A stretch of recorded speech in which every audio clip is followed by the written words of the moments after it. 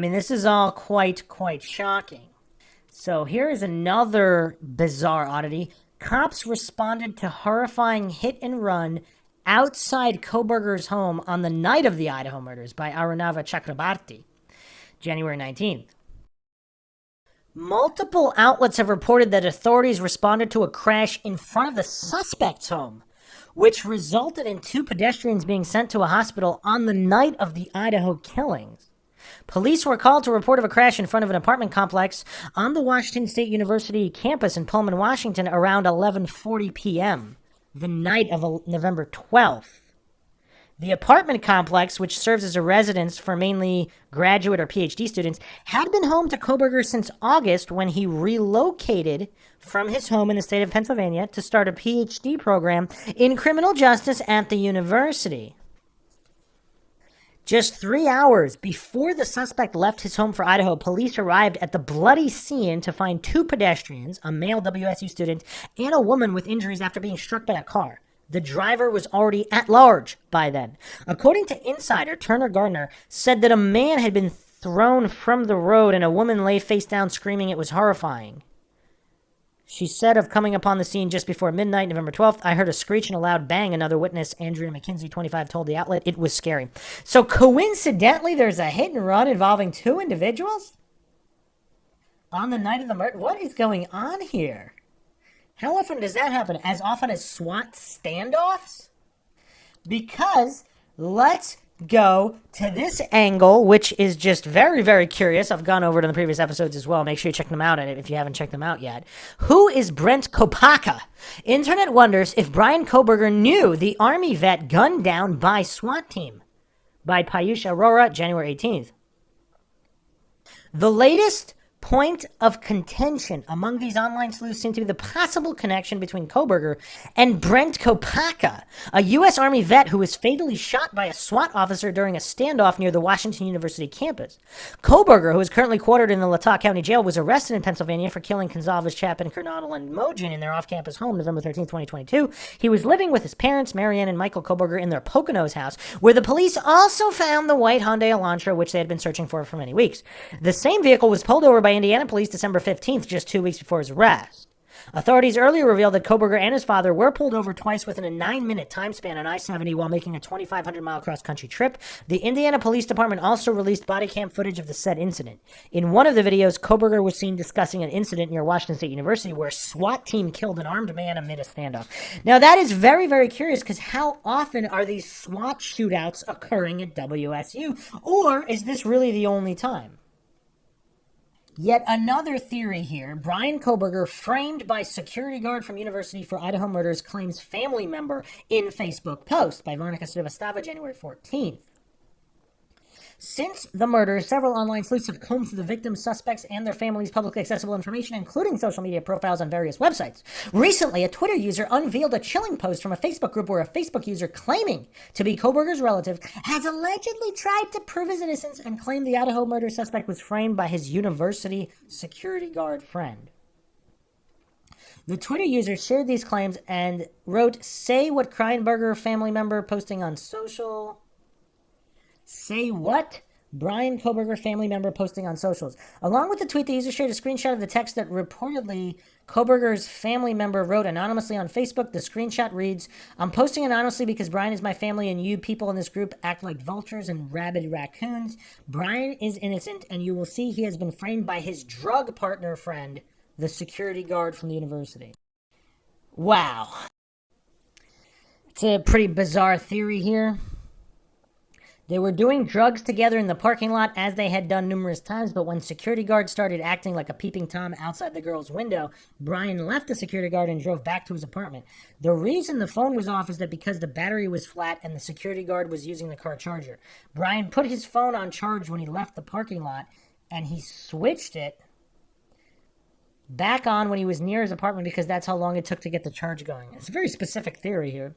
Brian's knife was in the car and security guard was holding it because he used it to chop the cocaine lines. Yes, I said cocaine because Brian stopped heroin years back and substituted the drug with cocaine. He has tried so hard to stop everything, but he's an addict and he has had bad migraines, so the cocaine actually helps him. He had no idea security guard was going to do what he did, and he just wanted to teach the security guard a lesson by leaving him behind. Brian actually feels terrible that he left this maniac behind, but it's not his fault. You people need to stop with these singing videos and funny pictures of Brian and my dad, or we will sue you for everything you have. All of you just get a life and stop playing Facebook detectives because you are just a bunch of bored losers that have no morals. Okay, very curious post here. So let's get to the most mind-shocking information here, again, regarding this security guard. So on the previous MindShock episode, a poster posted this. The guy killed by SWAT worked at Idaho University as an IT tech. Note the computerized camera system on campus went down the night of the murders. So has that been verified that the security system at University of Idaho actually went down during that particular night? In obviously the house not that far from the university.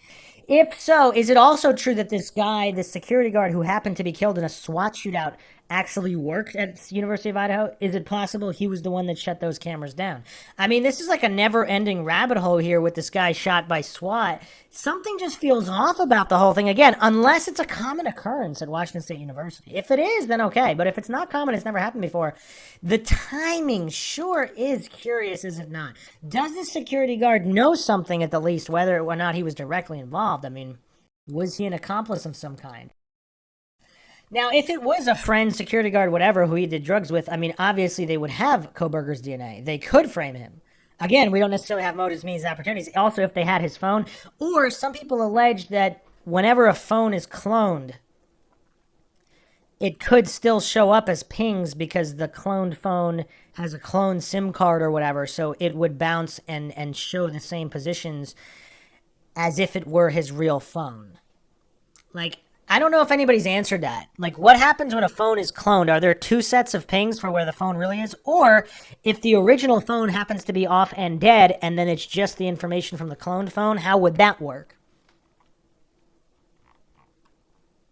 I mean, we have a lot of problems here. We have multiple pieces of evidence that point to at least more than one perpetrator. May or may not have included Kohberger. I mean, there's a lot that does not add up here. There's actually one more oddity here, which may or may not link to the security guard, if he was also some kind of computer guy, or if there's other people involved here, but this is another article I didn't go over yet, all the way back December 30th, 2022, also on Mia by Tuhin Chakraborty. Idaho murders, Kaylee Gonzalez's LinkedIn account was active 12 hours after the 911 call, says sister. New video circulating on social media platforms appears to show Kaylee Gonzalez's sister Olivia showing a screenshot of Kaylee's LinkedIn profile. The video was posted on several social media platforms, including Reddit, where the voiceover on the video reportedly said that the screenshot revealed that Kaylee's account was online 11:33 a.m. November 13th, which was 12 hours after the initial 911 call was made. The video also revealed that the account was shortly deactivated after this. Kaylee's LinkedIn account now supposedly shows a message, "The content is unwanted or harmful," as the reason for deactivation. The voiceover on the video also claimed that Olivier showed one email where she messaged the Moscow PD to ask why they deleted Kaylee's LinkedIn, to which the police department reportedly replied, "It was illegal for them to do that and it was not them." The video then ends with a question asking who logged into Kaylee's LinkedIn and why only her LinkedIn profile was deactivated while all her other social media accounts are still active. Several netizens pitched in and expressed their thoughts on the new information. As one person wrote on Reddit, probably LinkedIn. Social media companies often deactivate accounts of high-profile suspects or victims in cases. Another argued, saying this happened 12 hours after the murder. The names had not been released at that point. LinkedIn wouldn't have deactivated this account, certainly not at that point. Someone noted a hollowed out green circle indicates that someone is not actively using LinkedIn but has push notifications enabled on mobile. The same day, though, there wouldn't have been an obituary or anything to verify a death, yet another user remarked. Yeah, that's kind of weird. Regarding Madison Mogen, another Redditor said, "I just checked, hers is still active. Super depressing, though. She's so well-spoken, seems pretty driven. No doubt she had a bright future ahead of her. Rest in peace, angels." I don't know exactly what triggers LinkedIn specifically to deactivate an account, but maybe, just an example, there were some very disturbing troll comments on Kaylee's account, but not on Maddie's, or some friend of Kaylee or the police contacted LinkedIn and requested it was deactivated. I'm open to other ideas, including someone else accessing Kaylee's account. A lot of things seem possible at this point, another user added. I wish I had other theories, but yeah, I mean, of what you said sounds a million times more legit than Killer deactivated it, yet another user remarked. Yeah, this is really weird. Yeah, I mean, is it possible she was logged in, didn't log out, but doesn't that I mean, I guess if you change your settings, would it continue to have you logged in? Is it possible to be logged in permanently? And then some kind of battery went dead and it logged out. That's the only thing I can think of, unless this is some kind of a weird. Well, I mean, that would only explain the being logged in. That wouldn't explain why the account was terminated before the names were made public. So, yeah, there's a lot of curiosities, oddities in this case. Plenty more to come. I mean, there's so many more questions here regarding Koberger, motives, motivations, the timeline, whether or not other parties were involved. But yeah, this whole SWAT shootout thing, I keep coming back to that. That's weird. And then there seems to be a lot of weirdness at the frat and sororities again as well. I mean, just coincidentally, out of 10 sororities, the only two that are on probation are the ones that the victims belong to. I mean, that's a little weird. I mean, you could think one of the victims might have belonged to one of the ones that weren't on probation, but nope. The only two, 20% chance for three individuals to all belong to that 20%. I mean, we're talking exponential odds here. This is, I mean, not, this isn't a lottery win, but it's definitely a little weird. Definitely a little weird. Coming right over a lot of Halloween weirdness. I mean, reports of some random guy in people's homes. Lot of bizarreness going on in this case. Obviously, the coverage will continue.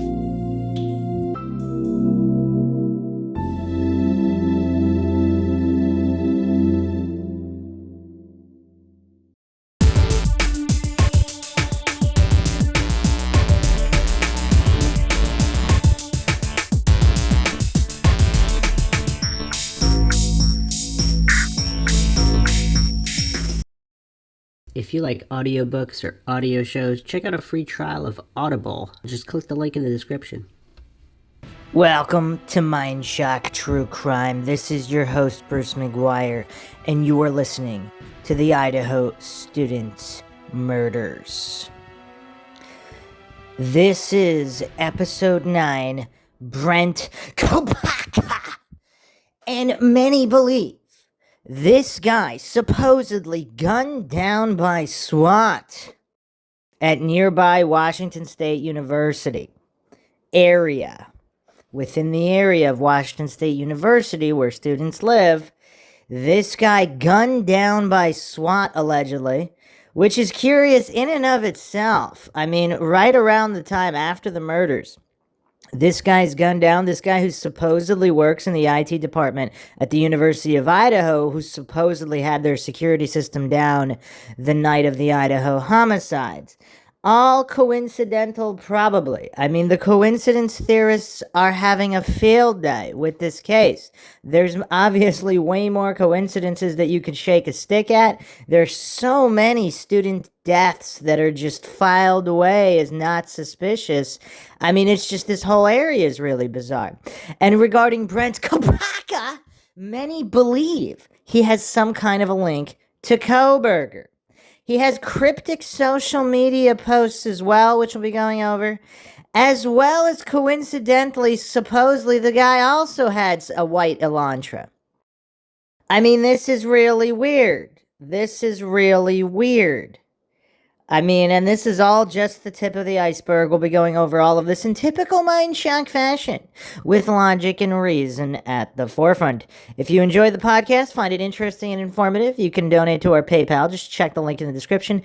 Help support the logical examination of true crime cases to ensure that victims get true justice instead of all of these cheerleaders to the idiot box. Whenever somebody's arrested, they're magically guilty. Somehow all these goofs know that magically nobody else was involved, nobody else should even be pursued, and let's just lock the case down. It's always a single guy acting alone. For some reason, criminals can never act in conjunction with other criminals or have accomplices or any of this stuff, despite the fact that they're convicted in court every single day of this. Some people are. So the gullible goofs, for whatever reason, they're just so triggered at any notion of not a single guy being involved in any kind of high-profile case for whatever reason. Here on MINDSHOCK, we don't fall for these silly logical fallacies. We actually expose them. So, yeah, you can also support the podcast by becoming a YouTube member right here on YouTube, access to exclusive streams and chats. Make sure you subscribe to the channel, hit the bell for notifications. If you're still not getting them, just make sure you like and comment on more videos. That seems to be the way the YouTube algorithm works. Like and share, Twitter, Facebook, Reddit, Patreon. Patrons do get priority for case topic, logical analysis, co-podcast, or requests. You could also be a guest in the podcast depending on your tier. Questions, comments, theories, thoughts, suggestions, rebuttals, debunkings of any kind, leave them in the comment section. All right. So let's start off here with a huge problem in the case. I mean, one of many. Let's go to dailymail.co.uk. This has been reported in a few other outlets for those that have a problem with the Daily Mail and engage in genetic logical fallacies, but I think this is a pretty good write-up by Andrea Cavalier. Posted March 29th, 2023. Is Brian Kohberger's trial in jeopardy? Police officer is implicated in internal affairs probe that could threaten the Idaho murder case. Brian Kohberger, 28, is accused of killing 4 University of Idaho students. Prosecutors have provided potential Brady Giglio material to the defense related to an officer involved with Kohberger's case. Kohberger is due in court June 26th and is being held without bail until then. Prosecutors have disclosed that a police officer involved in the Kohberger's case is the subject of an internal affairs probe that could threaten the Idaho murder trial. On Monday, a notice of potential Brady Giglio material was submitted to the Latah County District Attorney's Office about the separate confidential investigation. Brady material is information that could be potentially exculpatory for the defense. Giglio material is information that could impeach the credibility of a witness, which in this case would be an officer who worked on Kohberger's case. At the request of the prosecution, a protective order was granted by Latah County Magistrate Judge Megan Marshall to keep the material, which contains personnel records, from being publicly disclosed. It comes as 28-year-old Kopacka prepares to stand trial for the November 13th murders of University of Idaho students Kaylee Gonzalez, Madison Mogen, Ethan Chapin, and Zaina Kernodle. A preliminary hearing will be held June 26th. Prosecutors have yet to reveal if they intend to seek the death penalty for Kohberger, but some legal experts say that to avoid any issues on appeal, it's better for the prosecution to lay everything out. Prosecutors are disclosing the material under the obligation of 2 Supreme Court cases, Brady v. Maryland and Giglio v. United States. The state has become aware of potential Brady-Giglio material related to one of the officers involved in the above-referenced case, the state wrote in the motion. The state intends to disclose the info to the defendant's counsel, prosecutors said, while adding that information is confidential and exempt from public disclosure. Brady material is any evidence that could prove the defendant is not guilty, Fox News reported. Giglio material refers to any evidence past or present that could impeach the credibility of a witness, the outlet reported. DailyMail.com has reached out to Kohberger's defense team for comment on the development. Nama Ramani, a former federal prosecutor, speculated to Fox News that the relevant material could be related to Kohberger's case or information about an officer's past that impeaches their credibility as a witness at Kohberger's trial. It could be anything. Ramani told Fox News Digital it could be beating his wife. That's a weird thing for her to randomly throw out. Wow. It could be driving fast and he's pulled over, pulling out his badge when he shouldn't. It could be smoking weed. Did she just kind of list the most common offenses police officers are investigated by Internal Affairs for? The material will not be made public because the judge approved the protective order after the motion was filed on Monday. Ramani also suggested that the prosecutors laid it all out in an effort to avoid any issues on appeal should they seek the death penalty.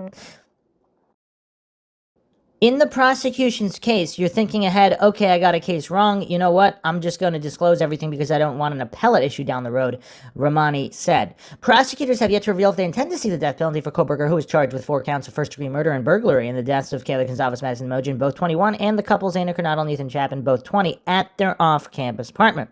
The slayings shocked the rural Idaho community in neighboring Pullman, Washington, where Kohberger was a graduate student studying criminology at Washington State University.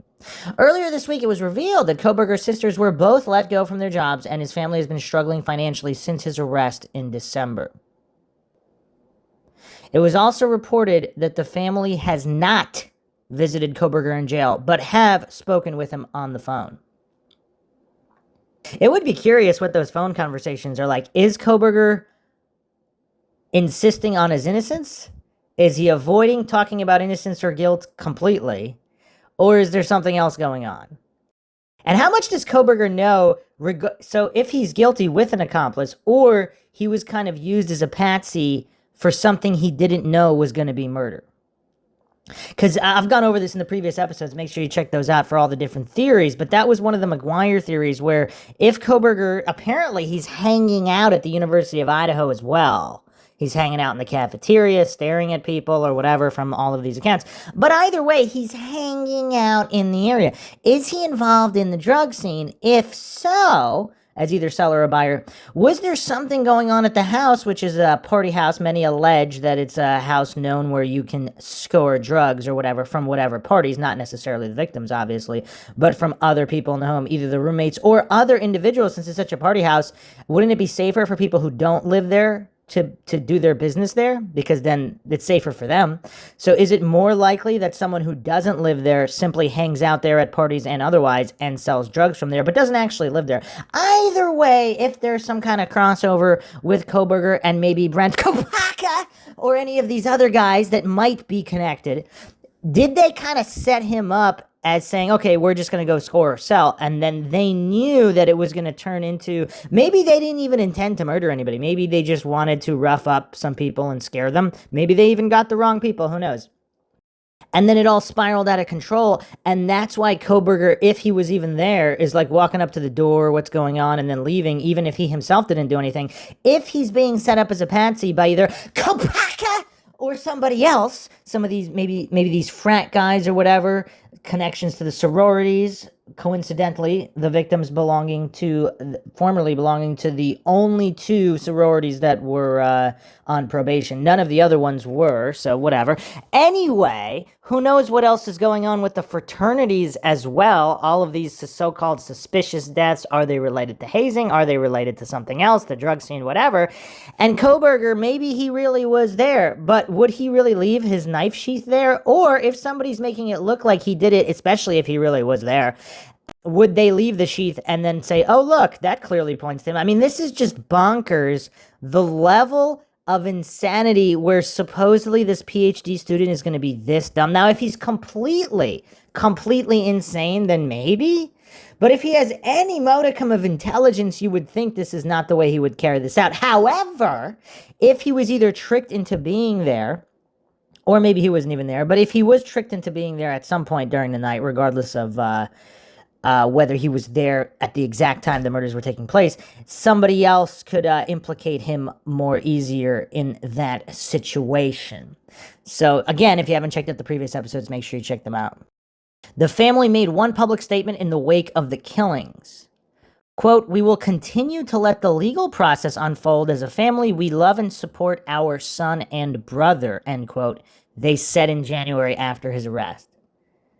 We have fully cooperated with law enforcement agencies in an attempt to seek the truth and promote his presumption of innocence rather than judge unknown facts and make erroneous assumptions, end quote. I mean, that's a pretty solid statement there. They're not saying he's innocent. They're saying he deserves his presumption of innocence as any citizen. So that is curious. That's curious. So what do they know, and how much has Kohberger said? And would they say something like that if they knew Kohberger was present and being used as a patsy and tricked and possibly involved in something illegal, like some kind of drug activity, but not murder? And if that is the case, how much has Kohberger told them? Kohberger, who was pursuing his PhD at nearby Washington State University before his arrest in January, is now back in Idaho, where he's being kept in isolation far from other inmates, given the depravity of his alleged crimes. Kohberger could face execution if convicted of one of any of the murder charges. All right. So, yeah. Now, who is this officer? Some allege this is the very officer who is in charge of the case. And this is Brett Payne. And apparently some allege that he actually served in the military in the same platoon with Brent Kopacka and was actually present during this SWAT shootout. Others believe that it's more connected with the police chief, but either way, I have no idea. Obviously, this is MINDSHOCK, where the only thing we know for sure is that we don't know anything for sure. I am not claiming anything is true or untrue. There's a lot of Dunning-Kruger goofs leaving comments, of course, that can't understand basic first grade English. I will say it again. I am not claiming anything is true or untrue. It's very simple. No need for these goofs to get triggered. I'm going over an assortment of information and theories, many of which are mutually exclusive. This is the MINDSHOCK podcast, where we approach everything with logic and reason, not presuppositions and hallucinations to already know what is or isn't related, what is or isn't true, like most of the media. So here is an article here. Revealed lead investigator in Idaho murders is a U.S. Army vet with just 2 years of police experience, as desperate FBI adds agents and families grow even more impatient. This was posted all the way back December 20th, 2022 by Jennifer Smith, dailymail.com. Officer Brett Payne joined the Moscow Police Department from the Army in 2020. Payne, 32, is now the lead investigator on the unsolved quadruple murder case. Kayla Gonzalez, Madison Mogen, Xana Coronado, and Ethan Chapin died November 13th. They were all stabbed viciously while they slept in their beds. Allegedly, supposedly that is not true. No one has been arrested, and police still don't have any leads in the case. So this is as of December 20th, 2022. So this is before Kohberger's arrest. The lead investigator in the excruciatingly slow probe of 4 murdered Idaho students is a 32-year-old U.S. Army vet who only joined law enforcement 2 years ago. It has been over 5 weeks since the murders in the house. The killer remains on the loose, and the floundering Moscow Police Department is yet to name any suspects, let alone make any arrests. The FBI added 30 extra agents. Now, the lawyer for Kaylee's family has told her parents were told yesterday that the man in charge of the probe, Brett Payne, has been on the force for just 2 years. So he was hired in 2020 as a rookie. He has a total of 2 years experience. All right, kind of weird. So he was served in the 82nd Airborne Division in Afghanistan. And this is his first policing job. So the 82nd Airborne is supposedly an elite infantry division.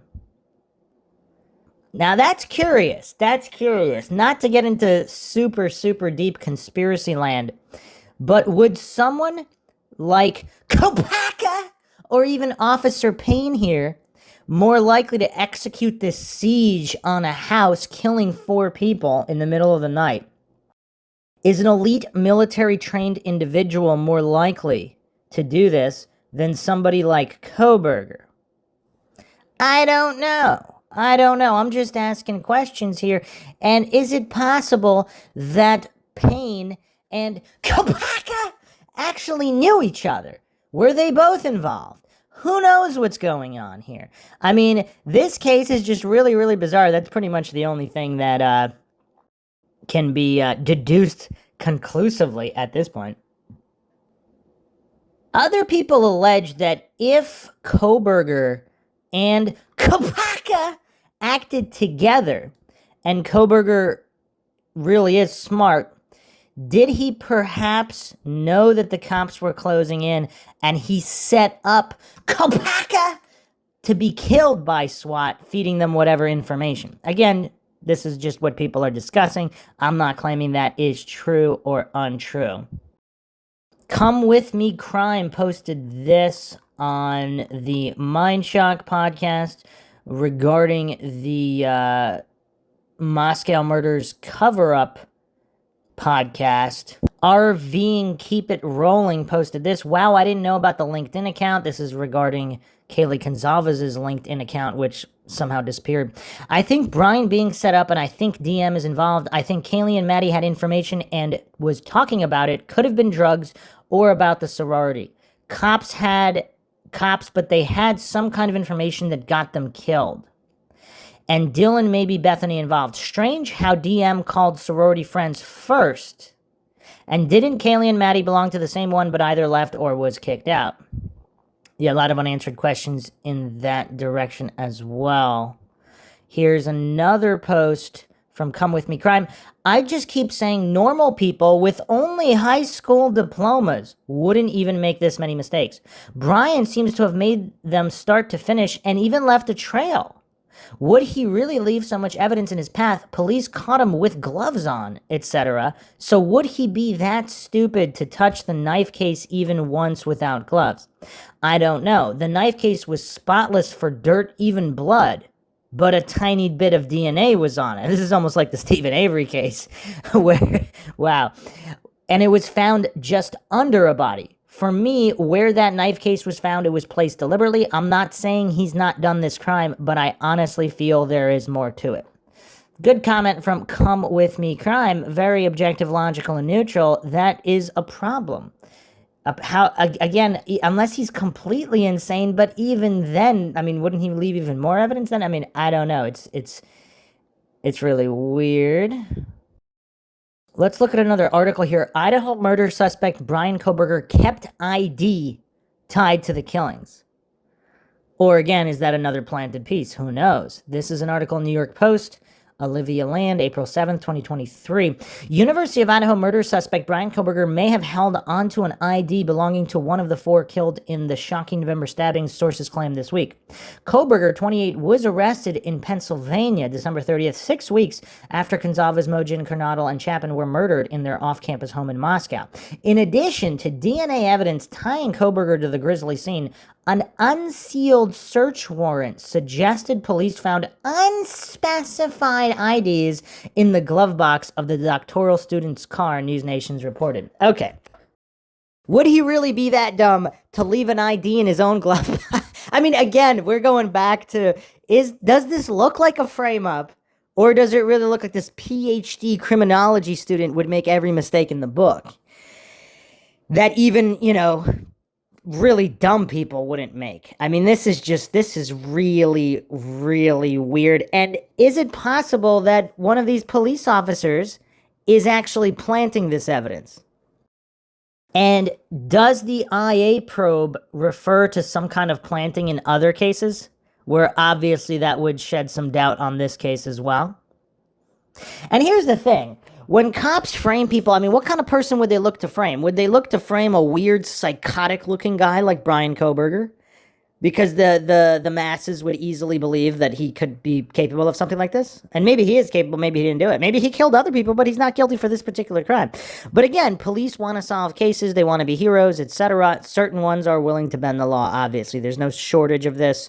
I do have the Stephen Avery podcast episode on crime lab corruption coming up, where there's literally dozens and dozens of cases where officers were involved in switching labels at labs and etc. And these are only the ones that are found out about, and there's so many of them. It's going to be a very long episode, obviously, going over all the ones that, and these are just the ones that they found out about. I can only imagine how many other ones there are.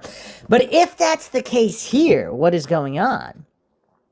Obviously, coincidence theorists will hallucinate that there's absolutely no chance any of this could happen in this particular case, regardless of how many other cases it happens in. I mean, these are silly goofs, but that's why the MINDSHOCK podcast exists, so we can examine this logically and objectively. It's a big deal. This is a smoking license. Retired FBI agent Jennifer Coffindaffer. What a name. Coffindaffer? Told the network's Chris Cuomo of possible discovery, which cannot be confirmed due to a gag order on the case. Wait, so there's a gag order? Oh, she's a retired FBI agent, so she got some kind of inside source? Just like the knife sheath with a smoking sheath found next to Mojin's body with his DNA on that clasp, how convenient. Is this the same thing in this situation? Why would he have an ID related to one of those people from that house? That's a good question, because even if he's guilty, why would he have that ID? Coffindaffer appeared on the network alongside trial attorney Mark Garagos, who surmised that the ID find, if true, would be bad for Kohberger. I mean, this is a real meeting of the minds here.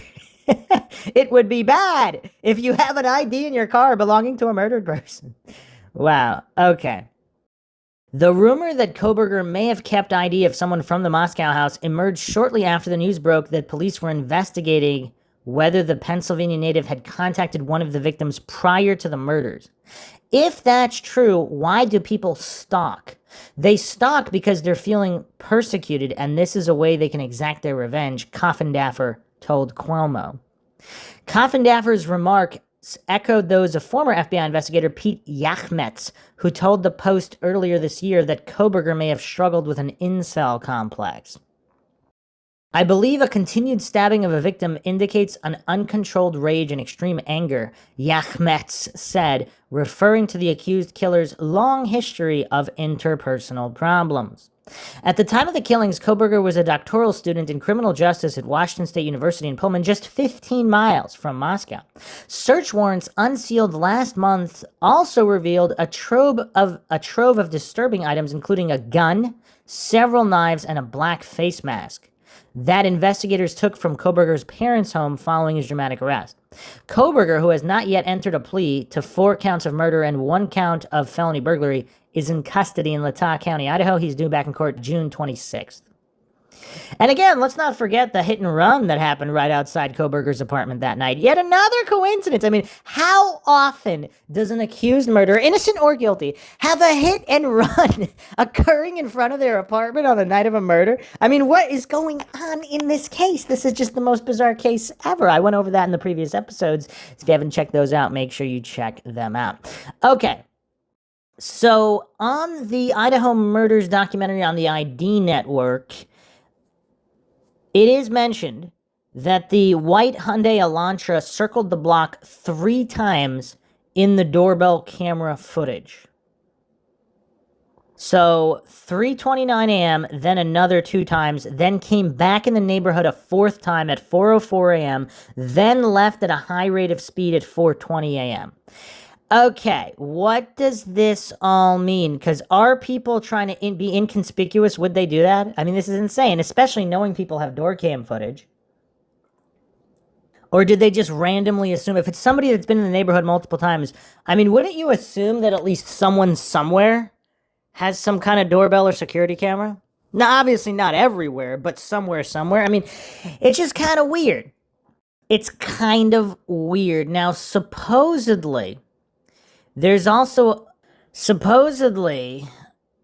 Kopacka might have had a white or silver or Elantra as well, and maybe it was visible in the police body cam footage that night, who just so happened to be nearby the house. Students running by, cars all around. So there's a lot of weirdness in this case, obviously. I mean, there's just so much here. None of it really makes any sense. To hallucinate, none of it is connected to anything. I mean, that's a weird thing, but you know, that's what coincidence theories do. All right, so let's look at more info on Kopacka here. So Veterans Day is November 11th. Supposedly, Kopacka's best friend's birthday is November 13th. The date of the killings. Is that all coincidental? So Kopacka has posted a lot of cryptic posts here. He has a photo of his own eye, supposedly. In his own eye, there's a lot of people thinking that it actually shows the murder house, but it's kind of hard to tell. The We the People Twitter account posted a lot of interesting information on Kopacka here. He's also got some coordinates posted in California. I don't know if people are insinuating there's bodies buried there or whatever. So these are posts from March 8th, 2023. What was hidden in the map you posted 3 to 4 days before SWAT? I pick ? Hope was your girl, but you felt hopeless. Why? What were you trying to tell us, Brent? I don't understand why they didn't use gas and flashbangs like they did for a similar incident nearby to take him alive. Chief Fry was there. His voice can be heard on the scanner talk that night. Roommates walked outside. No 911 call release. He had family in Lewiston, Idaho. There's an investigation into this matter. Okay, so supposedly they were afraid that he would kill his roommates, but allegedly his roommates were also outside at the time of his death. So during the scanner call, an officer mentions that Brent had thrown things out the window before Brent was killed. Always wondered why the gun with evidence marker was outside when they said he was in his apartment, and there's actually a photograph here. That is a weird curiosity. And also there's a screenshot here of this timeline of the standoff from local news with a lot of people standing outside. Some people are alleging that those are actually, some of them are his roommates that he's might have been threatening. Okay.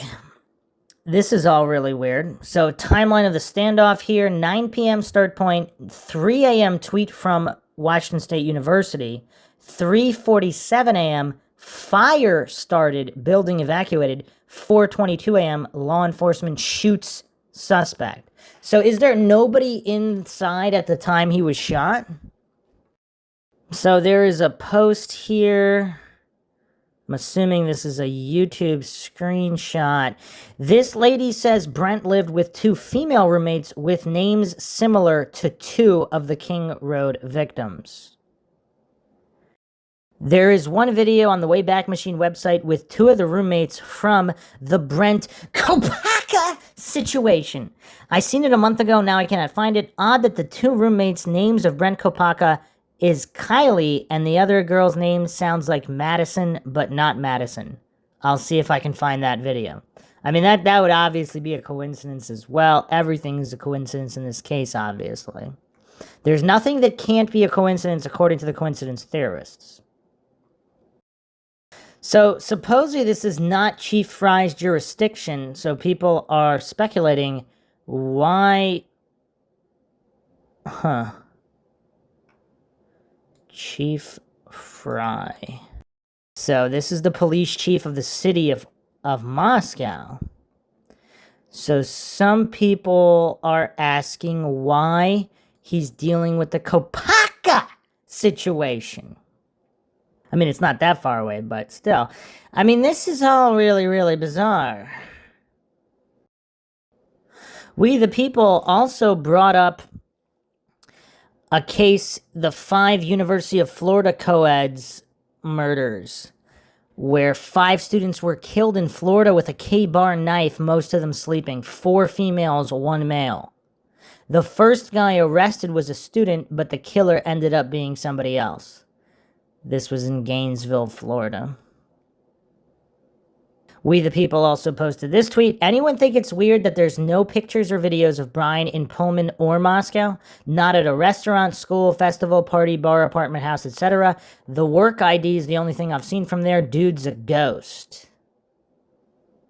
Room Rental posted this. He had friends and also went to a pool party, plus neighbor dude was inviting him over. If he was such a recluse, that would not happen. Lots of people I know aren't on social media, so they have no pictures floating around. Some go to public events, some don't like having pics taken. Here's the thing though, not necessarily pictures of him posing in the pictures, but in the background, because obviously this is college. Most college students, especially females, are posting, taking countless photos all the time. So he would be in the background somewhere, not to mention security footage of whatever establishments.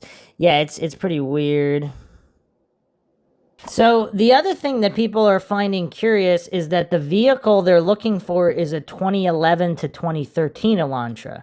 Koberger has a 2015 Elantra. So this is the wrong year. I mean, it's not off by a lot, but is that a different body style?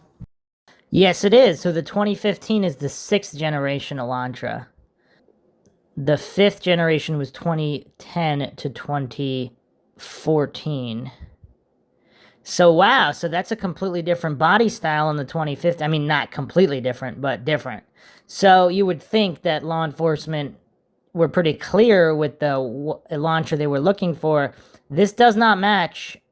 Okay, so they're looking for a 2011 to 2013. So does the 2014 Elantra also have a different body style? And then the 2015 has another different body style. And let's go into the next point here, because just as a quick aside here, let's go to Q13 Fox. Idaho murders, 90 white Elantras were registered to park on campus as cops struggle to find vehicle. So those are only the ones registered to park on campus. Those do not include any white Elantras registered to private citizens in the exact area driving around those neighborhoods. So it's 90 that were registered to park specifically on campus. So that you would think, I mean, there's at least, I don't know, a couple more, if not way more, just simply registered to private citizens in the area who are not parking on campus. So this is crazy. The University of Idaho has 90 white Elantras registered to park at the school. Vehicles similar to one police are seeking in connection with the quadruple homicide just steps off campus, records show. So this article is December 28th, 2022, before the arrest by Michael Ruiz. Wednesday marked 45 days since the slayings, and police are still seeking the car they say was spotted near the scene of the crime on Kings Road early hours of November 13th, 2022. On December 7th, police announced they were looking for a white Hyundai Elantra from between 2011 and 2013 in connection with this case, and as of their most recent public remarks, they still have not found it. Progress continues to locate the white 2011 to 2013 Hyundai Elantra, believed to be in the immediate area of the King Road residence during the early morning hours of November 13th. Authorities repeated on Tuesday. Investigators believe the occupant or occupants may have critical information to share regarding this case. The statement did not describe the progress. Police have said the detectives have been working their way through a list of more than 22,000 similar Elantras and have been asking the public to come forward with info. Okay, so that's curious. So So there's of course the footage from the clerk showing a white car, but there's also since then information has been released regarding the white Elantra that was circling the block or circling the neighborhood several times.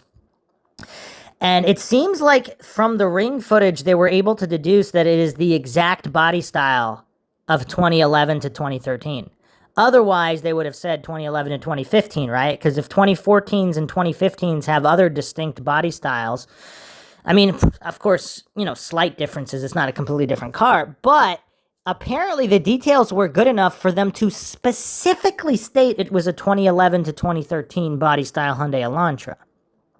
Not a 2014 or 2015. They ruled otherwise they would have included them in the ones they were looking for. And so that's kind of weird. So Kohberger has a 2015 Elantra. That's weird. That's pretty weird. What does everybody think of that? And what vehicle does Kopacka have? Here's an interesting post on Reddit from Pork and Cheese Blonde. I was reading the comments of a YouTube video on this guy, and someone in there claimed to be a neighbor and said he was holding his roommates hostage because they were accusing him of committing the 4 murders. Couldn't find out if that was true or not, but the guy having combat experience, it would make more sense how he took on 4 people that night. See, that's weird. But why would the roommates randomly, if they really believe he's a murderer, why would they randomly accuse this guy, supposedly who has a lot of guns, this military guy, right in his face? I don't know. That seems kind of weird. Wouldn't they go to the police with a tip? Or were they just seeking more info and he snapped and they really did ask some kind of innocent question that maybe even, I don't know. I don't know how obvious they were fishing, but who knows? I mean, this is really weird. Another post, there has been nothing said about why he held them hostage and they disappeared. None gave interviews. That's curious as well, because what the hell is going on with these SWAT standoffs? In all these other cases, you have the people, at least some people on the news immediately. I mean, what is going on here? This is all very curious. So here's an outline here. This was made supposedly by John Wayne with 3 S's. On exactly where this supposed Elantra was traveling. So is it possible there was more than white Elantra? Because if there's thousands of them in the general area, 90 specifically registered to park, but there are hundreds or thousands more. I mean, if the plate is clearly visible, then obviously they would know it's the same one. But it's unknown if the plate, supposedly the plate could not be visible because then they would have tracked it down. So if they can only make out the body style, is it possible there's more than white Elantra? I mean, this isn't exactly a rare vehicle. Elantras are very popular vehicles. White is also one of the most popular colors of the Elantra. So it's kind of weird. I mean, it's definitely kind of weird. Here's a post by I Was a Teen Guitarist. This guy, regarding Kopacka. Oh, and this guy lived on campus at WSU but worked at the University of Idaho. After dying in a dramatic SWAT event, even just a little more than a month after this mass murder involving 4 University of Idaho students, which occurred within walking distance where Kopacka worked, why is it so hard to find out anything about him online? About all that can be found are news reports of what happened regarding his threatening his roommates with a firearm and that SWAT shot him dead. His name, his age, and that he's a military vet who served active duty in Afghanistan and has PTSD, and there's been whispers he drives a white Elantra. Plus, his apartment is within walking distance of Kohberger. And the hostage situation began roughly at the time Kohberger takes off with his father for Pennsylvania. Chief Fry stated December 8th, 2022, we're looking for the occupants of a white Elantra. 1 week later, Kopacka apparently loses it, threatens his roommates with a gun, gets into a hostage situation, and is shot dead by SWAT. Another poster said that they changed their statement to a single person in a white Elantra. I Was a Teen Guitarist responded, this is my theory. It is not intended to accuse anyone of anything. But let's face it, Kohberger was an easy target if the statements about him being socially awkward, possibly autistic, is true. He's an out-of-towner. Unlike nearly everyone else called possible suspects by podcasters, online sleuths, and even hinted at by family members, one family member suggested some of the early people cleared were cleared too soon.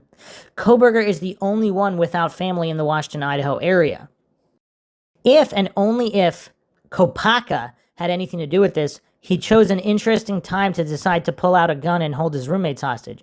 I'm not saying he had anything to do with November 13th. I'm completely speculating, but it's an opinion not stated as a fact. Then this coincided exactly when Kohberger's father shows up in Pullman for the trip across the country. We have evidence this trip was not spur of the moment, but was planned due to Kohberger's mother's Reddit posts from the summer of 2022.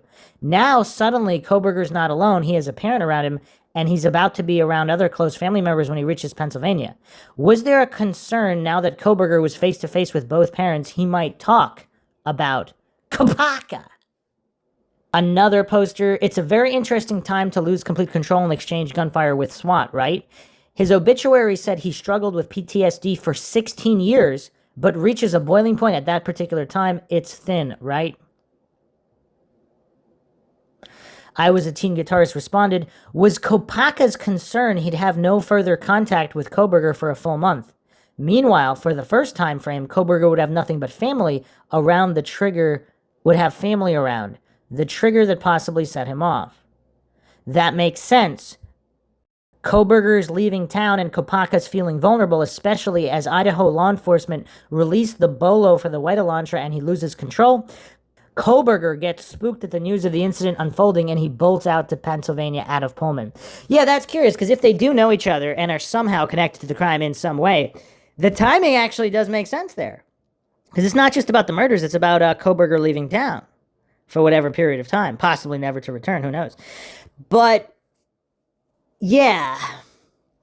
What does everybody think about that? That's curious timing, to say the least. So they both have White Elantras? Is that kind of weird?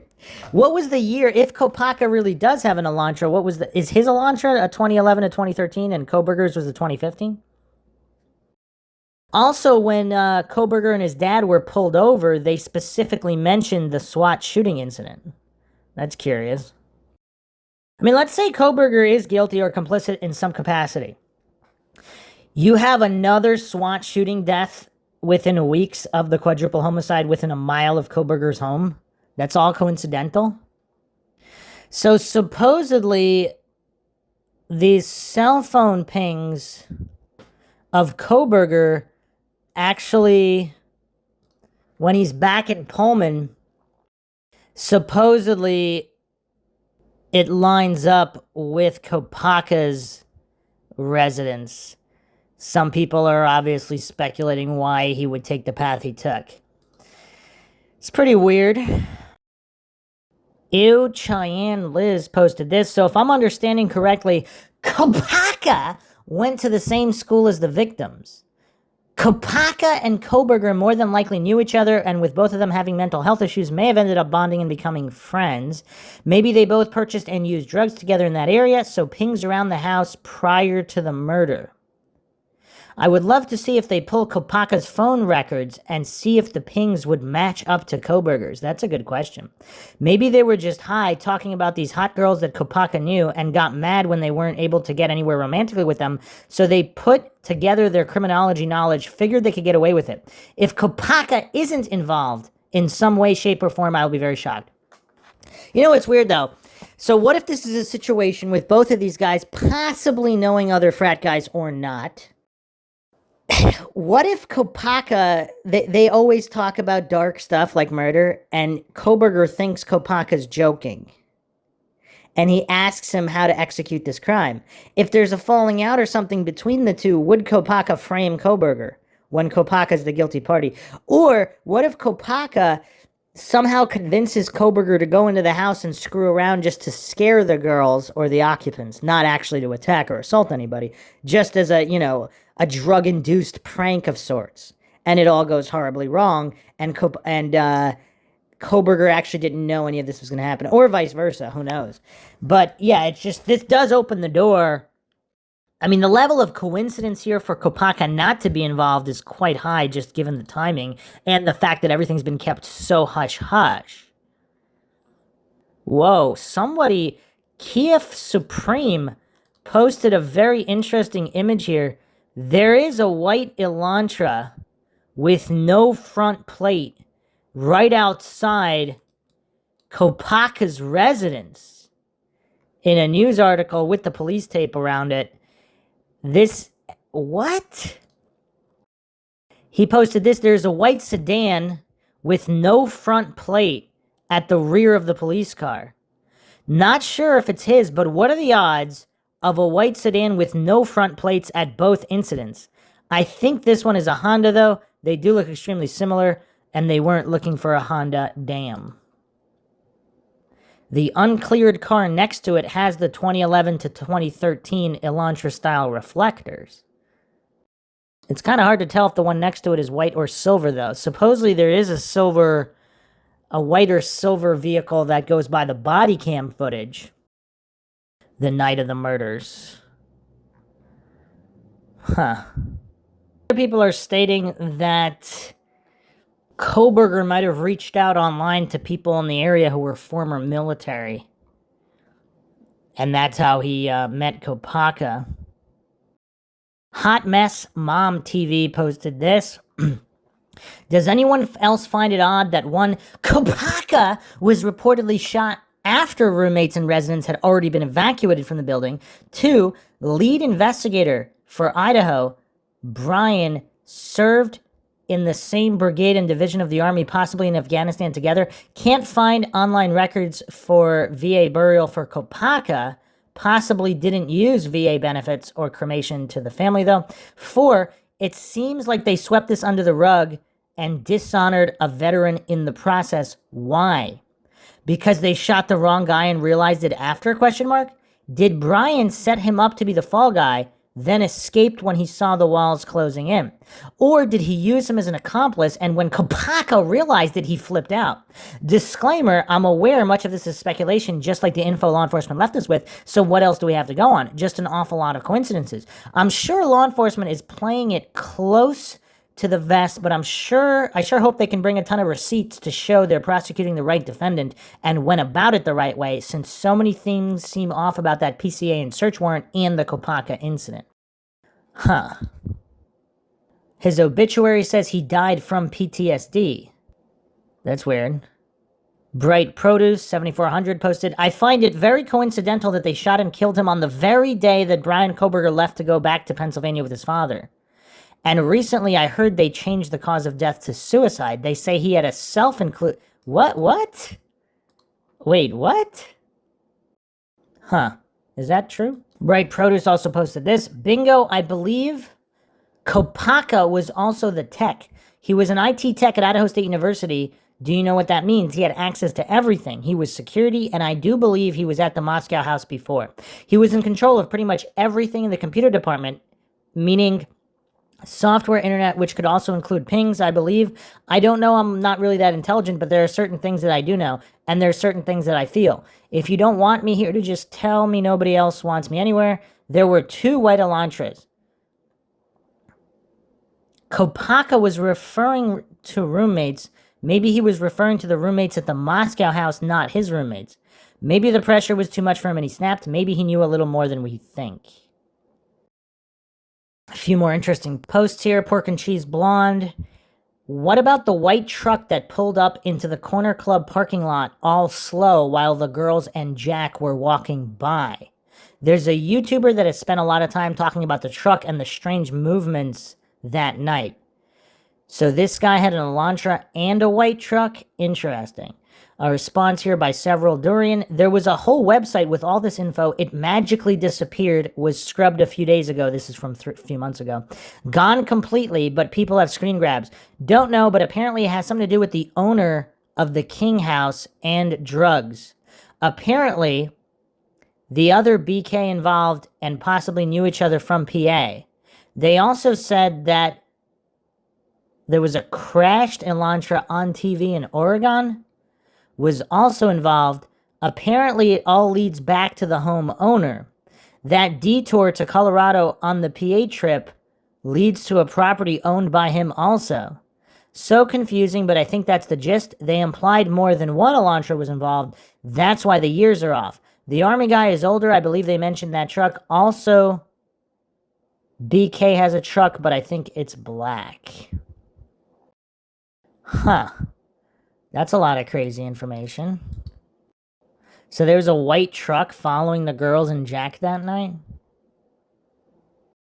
So people are also still talking about the fact that Fry said that they wanted to speak to the individuals in the Elantra. So does that mean multiple individuals are visible in the Elantra in the ring camera footage?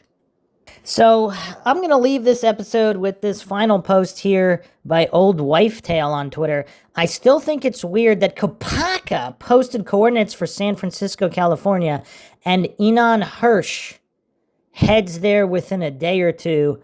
Another one of those coinkydinks, I guess. And Enon Hirsch, of course, is the neighbor who said he heard screams the night of the murders. And we'll be going over Hirsch in the next episode because there's so many curiosities regarding this guy. I mean, if there is some kind of drug overlap involvement, it could make sense that multiple people know things, even though they weren't necessarily directly involved with the murders. But yeah, the coincidence stack is quite high. Wow, here's a post from Penguin Methods on Twitter. He wasn't AWOL, he was VA disability. This is regarding Kopacka. Created social media accounts December 2012. Most of them are now scrubbed. His LinkedIn says government contract. If Instagram account is legit, he followed 137 people, including Kaylee Gonzalez and Madison Mogen. He had 48 addresses linked to him. Wow. One of them was actually a gun shop as well. I mean, this is kind of insane. Enon Hirsch left the area the morning of the 16th, right after Kopacka was killed. Huh. That's weird. Dear Sir or Madam responded, his whole story regarding Kopacka isn't being told. I've never heard of a Purple Heart veteran's SWAT death not be investigated. Some follow-up posts. I always wondered if it was Brent and not Brian Koberger who was into Kaylee or Madison. The supposed photo of Madison on Koberger's phone could have been a message from Brent. Wow, that's curious. So there's supposedly a photo of Madison on Koberger's phone. This is kind of weird. Some people are actually claiming that the photo Kopacka posted of his eye, the reflection of a house in his eye, they're claiming it's actually Koberger's family's house in Pennsylvania. Was that perceived to be some kind of a threat by Koberger? Is Kopacka stating a threat there? And that's why Koberger headed home? I mean, that's kind of weird. Or is it just kind of a weird post of, I'm watching you and your family for whatever reason? Make sure you don't reveal anything. Not necessarily a threat, but just, I know where you are and I'm watching you. That's really weird, but I don't know if it's possible. I don't know if you can tell what that is, what the reflection is. I guess it could be any house. Very, very bizarre, nonetheless. Well, this is also weird. If you go to giglio-bradylist.com, it says the Moscow Police Department is not in compliance with the nationwide public-facing Brady List or the Supreme Court of U.S. Brady Doctrine or the U.S. Freedom of Information Act or the State Sunshine Law or the Open Government Act or the Open Government Initiative or the Open Government Directives. Wow. And this is not a big department. They apparently have at least 3 officers on the Brady List and not in compliance with all the... Wow, this is insane. What is going on in Moscow, Idaho? This info also coming from the We the People Twitter account. Oh, there's actually one more post I wanted to go over. The DoorDash driver was apparently a female. So this female DoorDash driver supposedly also quit immediately after. Now, that doesn't mean anything, right? Because if you're a DoorDash driver, you deliver to a place that turns out to be a quadruple homicide, you might be too scared to ever do that job ever again. So that doesn't necessarily mean she saw or heard something, but it is kind of weird. And there's actually, what is going on here? I mean, there's just so many other issues. The neighbor, a female neighbor, got her car broke into and her underwear left in a cup holder March 2nd, 2022. This neighbor apparently bought a Ring camera after that. Huh. And there's so many oddities of people breaking into houses. Of course, all the animal killings in the area, all the fraternity and sorority issues. But that's kind of weird. There was a parent here, names all blacked out, posted on Facebook. The rumor I'm hearing, this was immediately after. This was November 16th. The rumor I'm hearing circulating amongst the friends, they are also saying, rumor is the stalker didn't get the girl he wanted. It was one of the girls upstairs, and that's why they have fallen off the planet, nowhere to be found, and social media shut down. This stalker supposedly hacked the Wi-Fi, booby-trapped cars, and has been harassing them. Again, this is all a rumor amongst the kids up there. I don't know if they're alleging here that, wow, that's a theory we did not go over. What was one of the other two roommates the real target? Huh. That's crazy. That's really weird. And that's why they were hidden away from the public. Huh.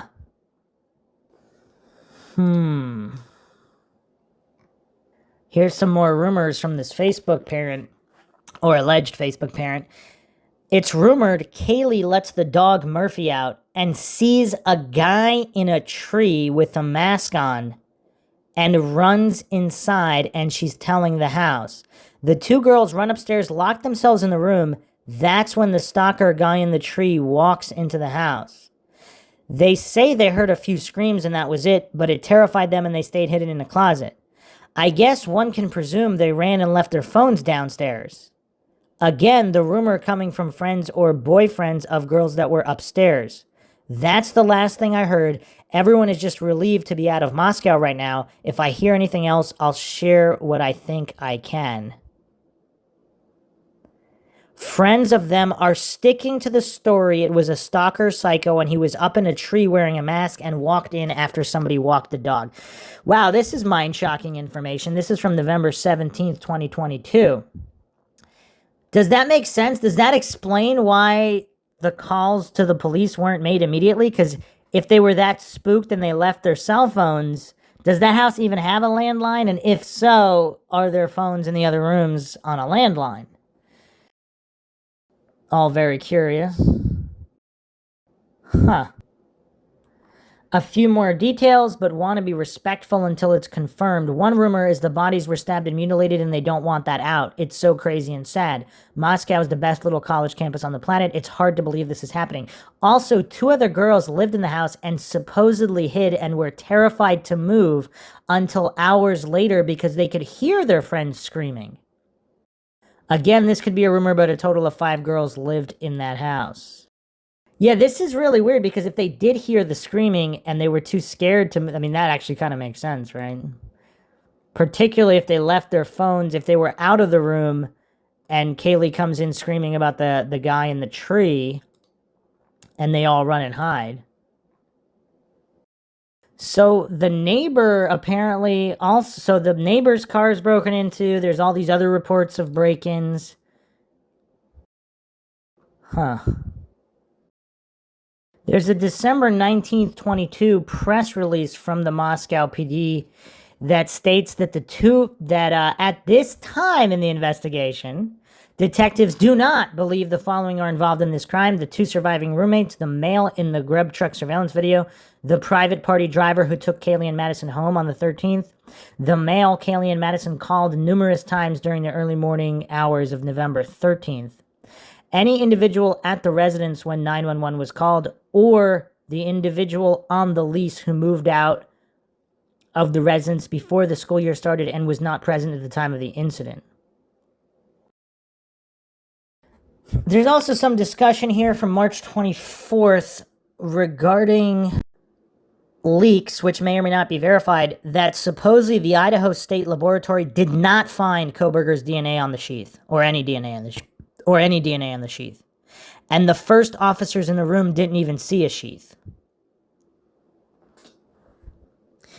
So supposedly they sent the DNA to a Texas company, which was the one that found the DNA on the sheath. So this was done prior. Well, nobody knows when it was really done, but if it took that long, did they not have his DNA at the time that they alleged they did have his DNA on the sheath? I mean, there's a lot of problems here. There's a lot of problems with this case and the timeline. We the People also posted that Kohberger did not cancel his doctor's appointment right after the crime. So supposedly he had no wounds on him. Huh. It seems like some people have found some social media of showing Brian Kohberger with friends and female friends as well. One of them did an interview where she stated that Brian Kohberger was funny and respectful to females. So a lot of different information here. All right, here's the final mind shock here, because I think my mind has already been shocked so much here. Apparently, this is also coming from the We the People Twitter, but they do have a link here to lawandcrime.com. This is the Law and Crime Live Trial Network. He lived 1,200 feet from my door. Driver who brought Idaho victims home the night they were killed is exceptionally glad about suspect's arrest. So the private driver that dropped off Gonzalez and Mogen lives right next to Kohberger.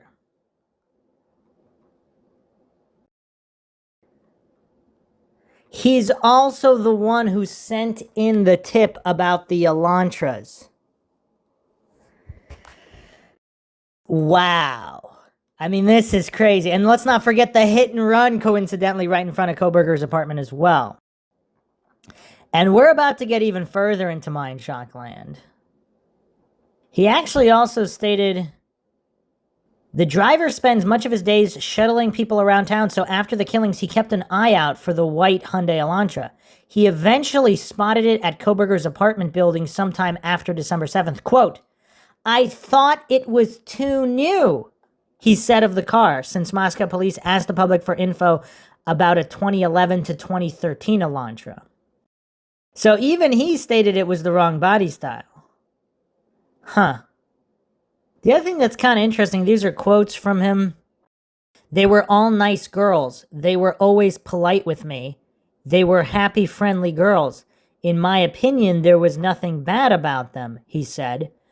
They were all good employees at Mad Greek, he added, referring to downtown Moscow restaurant. How did he know they worked at the Mad Greek?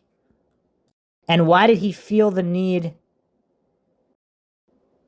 Why did he feel the need to go out of his way to say that? This is way back in January 6th. I'm hoping they have an ironclad case, the driver said. I desperately, desperately hope they have this locked down. If they let this guy walk, it's a shame, end quote. Those are interesting quotes because he's not saying I desperately hope they have the right guy, because that means that the real killer's not out there. He said specifically, if they let this guy walk, it's a shame. How does he know that this guy specifically is guilty? This is a weird interview. So coincidentally, he lives 1,200 feet from Brian. He lives right next to Kohberger. Now, here's another mind shock. This might not be true. This is a post from Nicole. The DoorDash driver also lived by Kohberger. odd at the King Roadhouse all at the same time and the neighbors. So wait a second. Wait a second. Is it really possible that the DoorDash driver and the Uber driver both live right next to Koberger, and all three of them just happen to be at this house in Moscow on that particular night at that particular time window? Anybody find that strange if that's true? I mean, this is just all completely insane. Now, the Uber driver continues working, but the supposedly female DoorDash driver quits immediately after. They all live next to Koberger. Is that really true? I mean, this is just really, really insane. I believe that's enough mind shocks for now. In the next episode, we'll be getting into Inan Harsh and if there are any connections there, because there's also a whole slew of coincidences in that direction. Hope everybody found another edition of Mind Shock True Crime interesting and informative in the Idaho Murders case series. If you want to help support the podcast, help get more mind-shocking information out there, keep up awareness in cold cases and current cases, and ensure that justice is served, you can donate to our PayPal. Just check the link in the description. Make sure you subscribe to the channel, hit the bell for notifications. You can also become a YouTube member right here on YouTube, access to exclusive streams and chats. Like and share Twitter, Facebook, Reddit, Patreon. Questions, comments, theories, thoughts, suggestions, rebuttals, debunkings of any kind, leave them in the comments section. This is Bruce McGuire signing off. Catch you guys next time.